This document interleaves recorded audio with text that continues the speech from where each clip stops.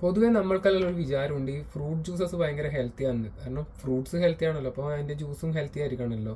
എന്നാൽ അത് അത്ര ശരിയല്ല. ഉദാഹരണത്തിന് ഒരു ആപ്പിൾ ജ്യൂസിൻ്റെ കാര്യം പറയാം. ഒരു നല്ലൊരു ആപ്പിൾ ജ്യൂസ് വെള്ളമൊന്നും ഒഴിക്കാണ്ട് പഞ്ചാര ഇടാണ്ടാണെങ്കിൽ ഒരു നല്ലൊരു ആപ്പിൾ ജ്യൂസിന് മിനിമം ഒരു മീഡിയം സൈസ് 4 ആപ്പിൾ വേണം. ഇതിന് ഏതാണ്ട് ഒരു 300 ml ഫ്രഷ് ജ്യൂസ് നമുക്ക് അതിൻ്റെ അകത്ത് നിന്ന് കിട്ടും. പക്ഷേ ഈ 300 ml ഫ്രഷ് ജ്യൂസിനകത്ത് നാച്ചുറൽ ആയിട്ട് തന്നെ ഈ 4 ആപ്പിളിലെ ഷുഗർ എന്ന് പറഞ്ഞാൽ ഏതാണ്ട് ഒരു 76 ഗ്രാം ഷുഗർ വരും.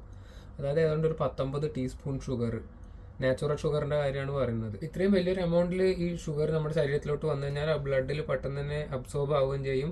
താമസിയാതെ അത് കുറച്ച് കഴിഞ്ഞ് ഫാറ്റായിട്ട് കൺവേർട്ട് ചെയ്യപ്പെടുകയും ചെയ്യും. അതായത് നമ്മുടെ നാട്ടിൽ ഒരു ജ്യൂസ് കടയിൽ പോയിട്ട് ഫ്രഷ് ജ്യൂസ് കുടിക്കുകയാണെങ്കിൽ ആരും 4 ആപ്പിളൊന്നും ഇട്ടിട്ട് തരില്ല. പകരം ഒരു 1-2 ആപ്പിൾ പേരിനിടും, അതിൽ കുറേ ഐസ് ക്യൂബും വാട്ടറും ഒഴിക്കും, എന്നിട്ട് കൂടുതൽ നമ്മളെ വെള്ള പഞ്ചാരയും കൂടി ഇട്ടിട്ട് ജ്യൂസ് ആക്കിയിട്ട് തരും. അത് ഇതിലും ഡേഞ്ചർ ആയിരിക്കും.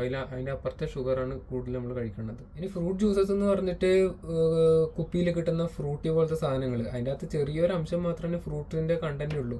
ബാക്കി മുഴുവൻ ഷുഗറും പിന്നെ പ്രിസർവേറ്റീവ്സും നമ്മുടെ ശരീരത്തിന് ആവശ്യമില്ലാത്ത കുറേ സാധനങ്ങളാണ്, ഫ്ലേവറിങ് ഏജൻസും അങ്ങനത്തെ ഒക്കെ സാധനങ്ങളാണ്.